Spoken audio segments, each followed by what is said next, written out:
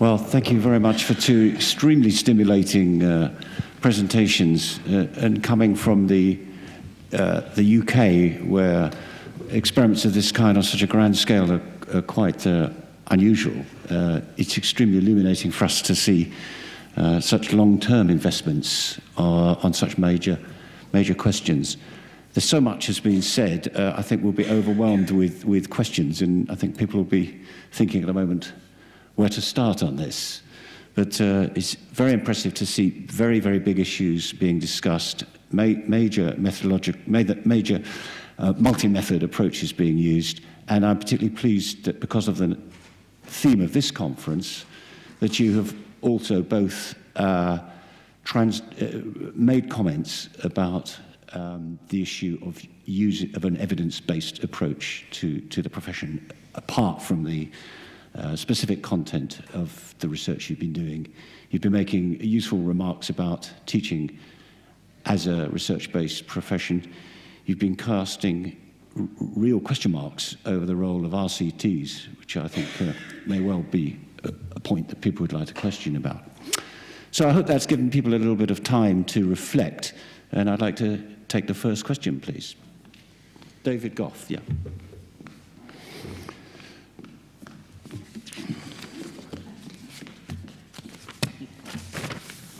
Thank you very much for both presentations. My question is about the PALS program. I wrote down some of these words that are really interesting to me. The purity of the original idea, iron control, zone of drastic mutation, and when to be rigid and when flexible. I was just wondering how you knew what was drastic and when to be flexible and when to be rigid in the program, because it's very difficult things. Yeah, so we in a way discussed and set a cutoff on the self-assessment procedure that they should have 80% implementation, you know? So we say, these are the components you should implement the first year. Universal social skills training, classroom management training, feedback loops, and so forth. And then we asked all the teachers, have you really installed this in your school? And if the collective answers were above 80%, then we said, okay, that's enough. But if it was lower than that, then we started to question what has happened. So in a way, you may say, think of a number. So it's a rather pragmatic way of making a cutoff. But it induced a lot of discussions then, what was good enough. But we tried to establish a threshold which they could relate to. I just wonder how much you really, because 80%, as you said, is a bit of an arbitrary cutoff, and it was about how much kind of the purity of the original idea and how one could kind of describe that or understand that, and that might be not quite the same as a percentage. Well, we asked, have you established this pyramid, with 3 levels? Do you have some universal interventions? Do you have some selected? Do you have some, as part of that? Have you started social skills instructions for all students? Have you started classroom management training for teachers? So in a way, we added up these components and said, okay, out of 10 essential components, 8 should be in place in order to say you have implemented with fidelity.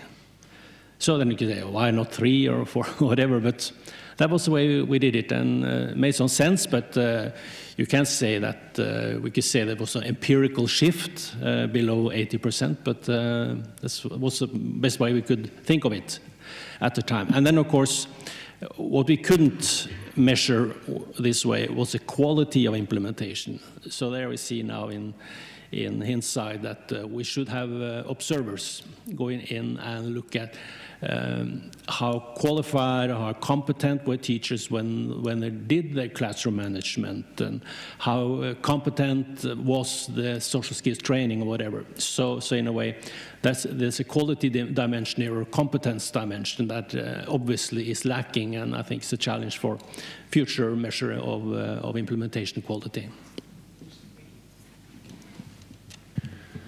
Next question, please. We have Rien Roux from the Netherlands.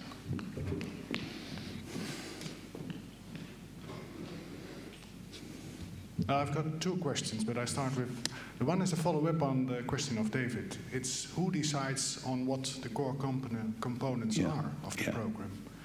And could they be discussed with schools? And I was also thinking, you said there was a difference between small-sized and medium-sized schools and large schools.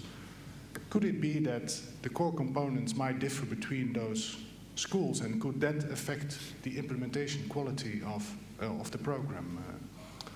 So I would look more on who really decides on what the core components are, and could it be, could they differ between schools? And my second question, or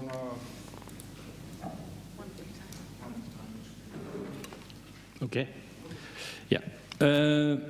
Well, we thought of the school-wide positive behavior support as a model, as a framework, so to speak.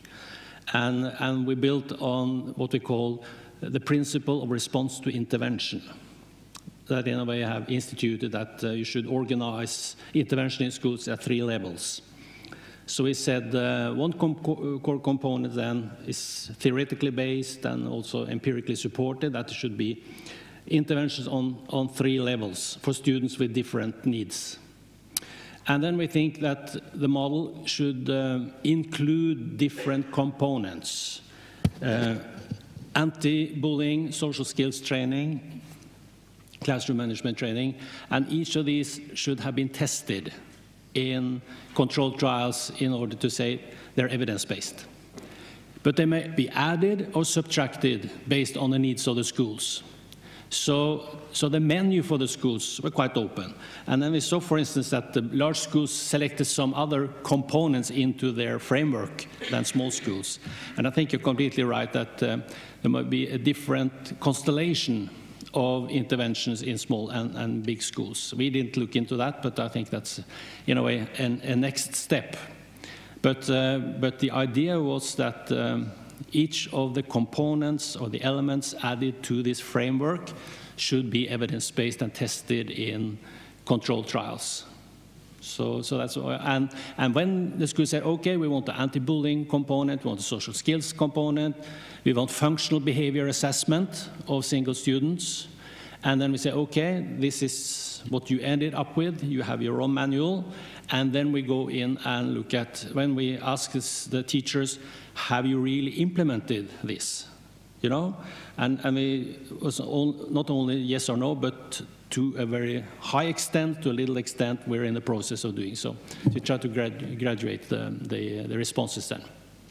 So that's what the main idea about the model was. Thank you very much.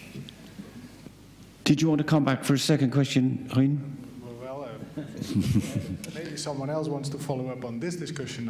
There's time. I don't want to intrude that, but my second question is quite another question. It's to Professor Egelund, and I was wondering what has happened with all your research. Did the Danish government raise the requirements for teachers in preschool, or teachers or child carers in preschool? What did they do with all your convincing evidence on measures to be taken? I would say, to my best knowledge, nothing has been done. And you know, it's up to the municipalities to set up nominations for the norms for preschool children, and the number of trained personnel versus the number of untrained. And of course, it's also by coincidence how it happens, but I don't think the impact is that high. because they go on as they have used to, and everybody wants to have very few children per grown-up. But of course, the economy is as it is, so we see severe cutbacks in that sector in the last 3-4 years. Sadly. That's interesting.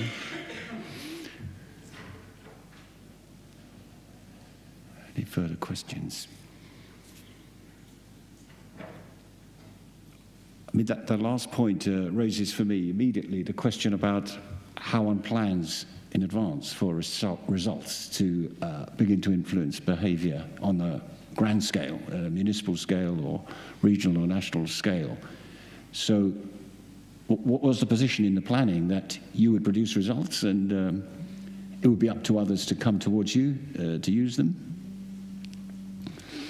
Well, the nice, strange thing about when these outcomes come, I think both Niels and mine on quite different levels, and they're not discussing what we're going to do about them. They start to discuss the results. Are they valid? Are they reliable? Can we trust them? So rather than discuss how should we improve practice, they start to discuss should you do RCTs, or is the design good enough? Are the measures good enough? Have you measured often enough? Have you measured the right things? So rather than taking the practical implications of these kinds of studies, we have had a large discussion about research approaches, design, and measurements. So that's a strange thing and a bit disappointing, I must say, because you always will find that there are downsides of any design, of any measurement or whatever, so you can even keep the discussions going. And I think we in the research world should do that in order to improve our designs and measurement. But it seems a bit hopeless then, and when we get all this discussion, what's in an effect size, you know?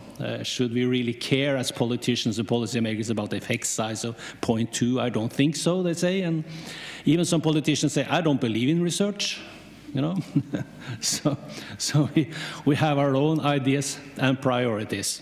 So, of course, and that's a good reminder for us researchers then that not everyone is as rational as we are, you know, so they may have other ideas about how to improve the school system. So that's probably a point. What we have been questioned, because we have worked with evidence-based practice in a number of fields in 15 years. And of course, the challenge for us now is to show that all these intervention initiatives should have some national impact, you know, on registry data and public data. And that's, I think, very important that we also have a perspective on that. And I think that's more what Niels has done, you know, looked at the large-scale outcomes or the macro variables in this, because that's very important for politicians to trust this kind of intervention, that they can see there are really some effect at the public level. I have something to add here. When we're talking about politicians, they are strange people. The Ministry of Education, Rune, is sitting there, and others set up 2 RCT studies about 4 years ago. One was about increasing the number of hours in a week by 4, I think, in a period of 12 weeks or so, and the other one was to have 2 teachers in the classroom. And what is most effective? And 2 teachers in the classroom, I think the cost of that was ×5 of these 4 extra hours. What was most effective? The most effective were the 4 hours more. And what has happened since then? Yes, we have had more hours after the school reform, but right now several municipalities, more than half of them, have decided that it's better to have 2 teachers in the classroom. And why do they say that? Because all teachers want to have another in the classroom.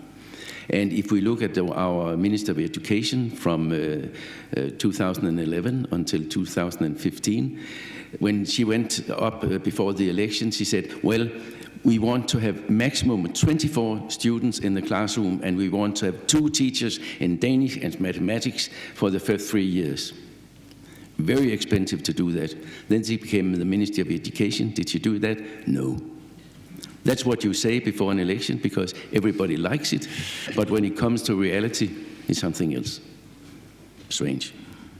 Extremely topical today about the power of reason and the rationale. And I must say that what you said earlier reminded me of the reaction to the PISA results when they were announced in 2013 in London.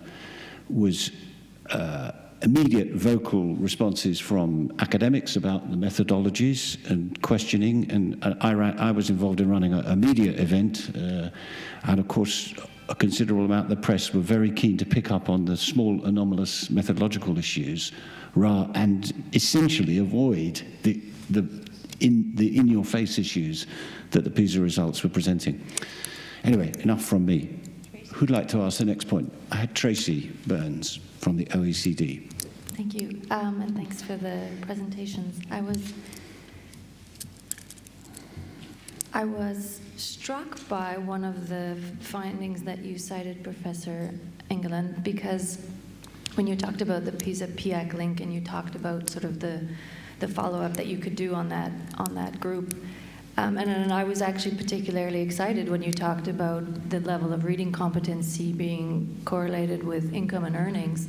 And I was so excited that I thought you'd managed to erase the gender gap in pay because, in general, girls score higher on reading competency, and if that's related to earnings later in life, then that should, by nature, imply that Denmark has managed to reduce that. But then I looked those statistics up, and it turns out that Denmark has a higher gendered pay gap than Spain, the UK, Portugal, etc. So you're not doing very well on that.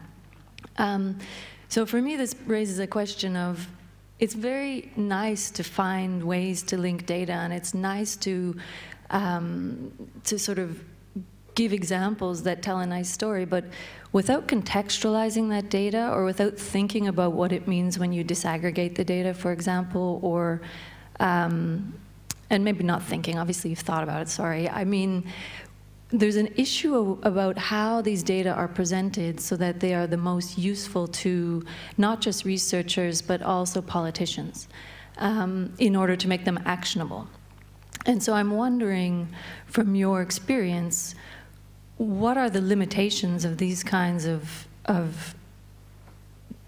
analyses that you've presented? And what are the steps that you take to try and make sure that people don't run away, you know, with the wrong interpretation in mind, having heard your very carefully worded presentation? Thanks. Well, we are talking about correlations, and we do not really not know very much about why is it so. So the why questions cannot be answered with the quantitative methods. So there we need to have some more qualitative measures. And we have interviews with the persons that are in the PISA and the PIAC example. But we really cannot answer these questions in a way that, that is meaningful and that is scientifically sound. So we can just say there are correlations, and therefore we say, well, it's very important with reading competence if you want to succeed in life. And it's very important that you have good marks when you leave 9th, or you could say 10th grade. And it's very, very important that you had good non-cognitive competences. Perhaps they are more important than the cognitive competences in many respects of life. And being a strong proponent of quantitative research, I would say, yes, we could fix that with quantitative methods, and it's all down to covariates, you know? So if you see the correlation between reading competence and how we do in 10.7, and you put in gender as a covariate, then you may fix the challenge. And very much of our research comes down to the discussion of what covariates to enter, you know, because that stratifies our findings.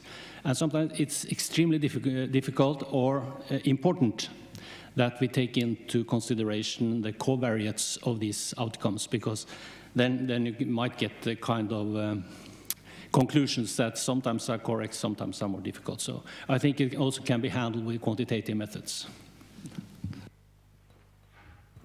You just reminded me that I had a question for you, which is some of the factors that you found to be important, like school size and number of immigrants in a class, etc. I was wondering if they might actually be part of a larger package of factors such as urbanization. And if you looked for that in your analysis, if there might be an explanatory variable that might be driving those pieces of the equation. They might, but going back to covariance, then we found the same tendencies, whether it was in large cities or in the districts.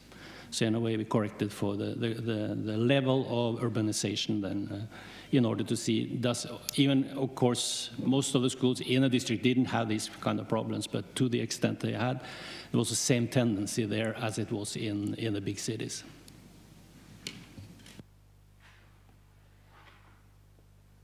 We have a question at the back.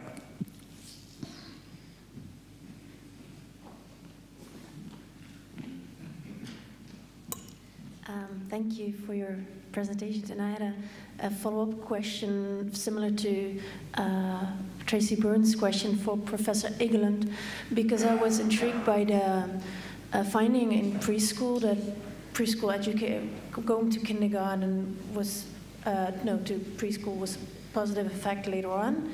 And we see the same in the Netherlands, but what we do see in the Netherlands as well is there's especially for daycare, also a big difference between the background of children who go to daycare centers and children who stay at home. And I was wondering whether that difference is also existent in Denmark, or whether there's less difference in background of children who go into preschool. Yeah, we have had a correction for social background in all our studies here, and we can see there are differences, because if you go to the countryside, there will be more children going into family daycare than into nurseries, and it has also developed over time. So the number of family daycares have been reduced over time. But of course, there is a difference in social background, but we have corrected for it.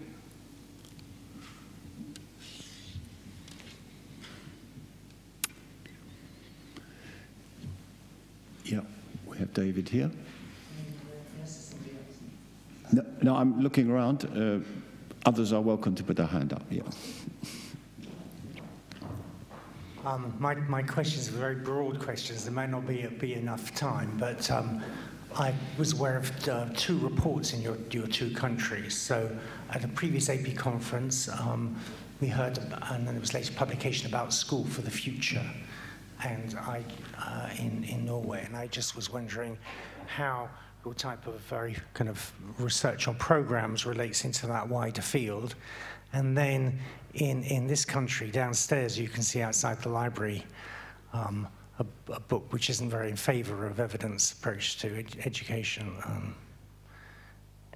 called Evidence and Evidence-Based Education in Denmark, the current debate. So I just as a person not from a Nordic country, it'd be really helpful to contextualize those, both the report and the book.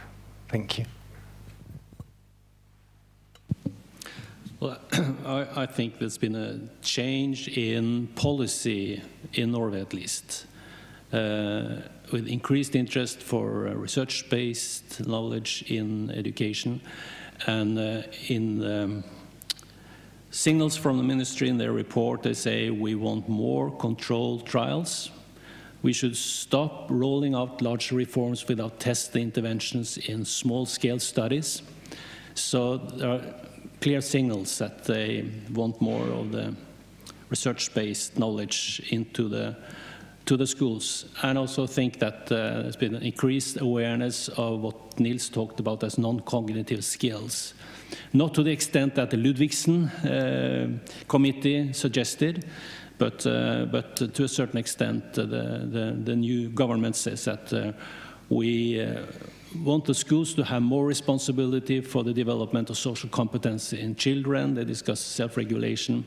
So there is, in a way, a change of priorities, I think, in line with some of the signals, particularly from international research.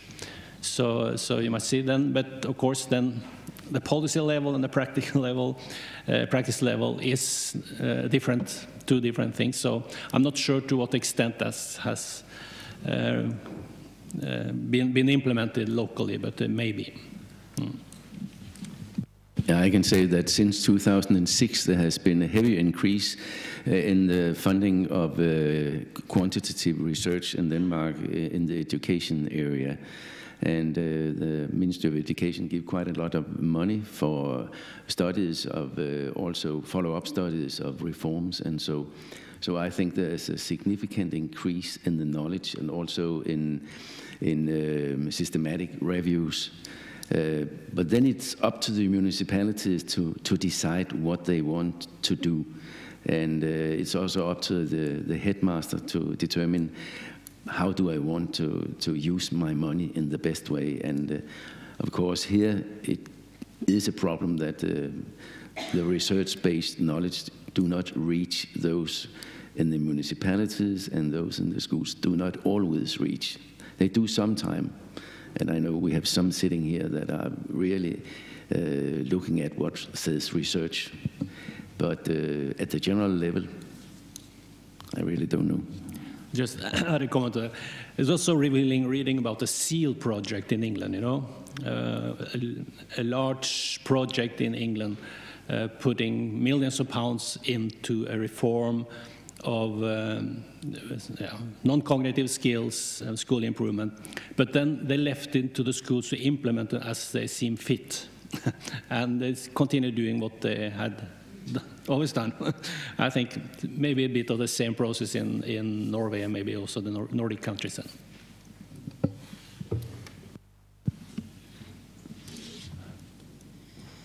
I'm minded by what you're saying, reminded of what I think, Tracy, you said, but I don't know if you got a real answer to. Well, I wrote down that you said, how do you present data to make it actionable? Is that right? Did you get an answer? I think this is a huge challenge for this conference, particularly, how to present data to make it actionable, bearing in mind that newspapers have to attract readers, politicians, as we know, have to attract voters. So they have got different factors in playing for them other than the evidence.